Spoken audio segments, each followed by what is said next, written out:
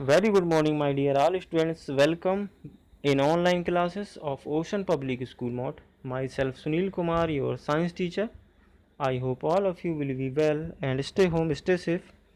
Dear students, in previous class हमने discuss किया था हमारा चैप्टर नंबर 4 का जो पॉइंट था हमारा रिएक्शन विद ऑक्सीजन, यानी जो हमारे मेटल्स होते थे उनके जो रिएक्शन होती थी ऑक्सीजन के साथ. So in general metallic oxides are basics in nature. हमने काफ़ी सारी जो रिएक्शन थी, जो कुछ एक्टिविटी थी, उनके हम बेस पर हमने ये देखा था कि जो मेटेलिक ऑक्साइड्स होती थी वो बेसिक्स होती थी in nature. Let us now observe the reaction of non metals with oxygen. हम आगे कुछ ऑब्जर्व करेंगे रिएक्शन ऑफ नॉन मेटल्स, यानी जो नॉन मेटल्स होते हैं उनकी ऑक्सीजन के साथ रिएक्शन को. So activity 4.4, take a small amount of powder sulphur in a deflagrating spoon and heat it. हम एक स्मॉल डिफ्लेगेटिंग स्पून की कितना हम सल्फर पाउडर लेंगे. डिफ्लेगेटिंग स्पून बेसिकली एक स्पून होती है जिस पे कोई भी मटेरियल आप हीट या गर्म कर सकते हैं. If deflagrating spoon is not available, अगर आपके पास डिफ्लेगेटिंग स्पून नहीं है तो आप you may take a metallic cap of any बोतल. आप कोई भी एक मेटल का कैप ले सकते हैं बोतल का, and wrap A metallic wire around it, और उस पर हम एक मेटल का वायर उस पर हम लगा सकते हैं. As soon as sulphur start burning, introduce the spoon into a gas jar, gas tumbler, figure 4.4. जैसे ही हमारा जो सल्फ़र है वह बर्न करना स्टार्ट होता है, तब आप उस स्पून को एक गैस जार या गैस टम्बलर, जैसा आप देख सकते हैं फिगर 4.4 में, उसमें हम डालकर उसको कवर कर देंगे.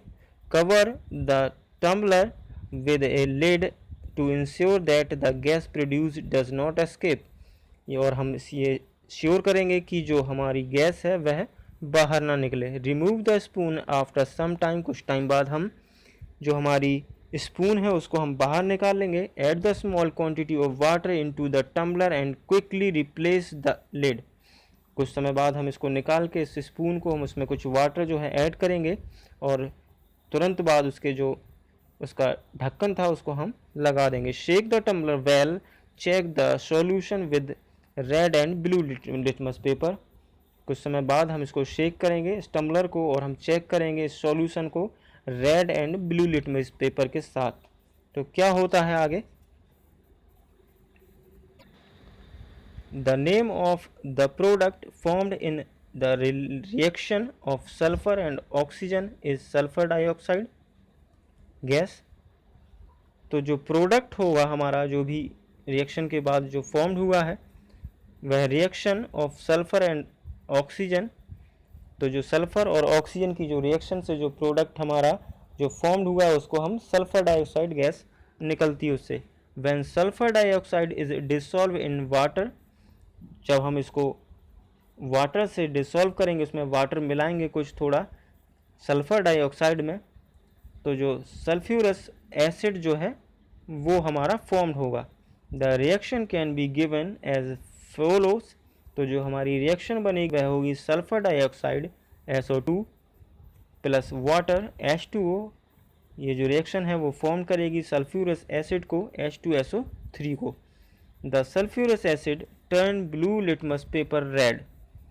अभी तक हमने देखा था जो हमारी पिछली एक्टिविटीज़ में कि जो हमारा लिटमस पेपर था वह ब्लू होता था, बट यहाँ रेड होता है. The sulphuric acid turn blue litmus paper red. Generally oxides of non metals are acidic in nature. यानी अगर हमारा लिटमस पेपर इसमें हम रखें तो यह रेड होता है, तब आप ये समझिए कि ये जनरली ऑक्साइड्स जो है हमारे नॉन मेटल्स के, ये एसिडिक होते हैं इन नेचर.